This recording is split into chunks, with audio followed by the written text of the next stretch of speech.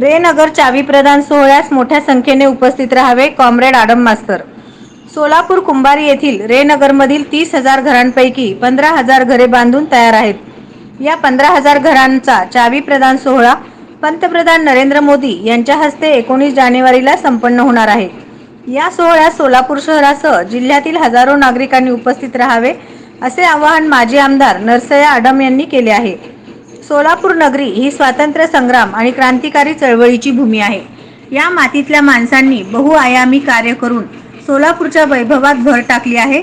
सोलापूरच्या मार्शल लॉमुळे शहराचा नावलौकिक मोठ्या प्रमाणात उत्पादनाबरोबरच आता घरकुलांची नगरी ही नवी ओळख निर्माण झाली।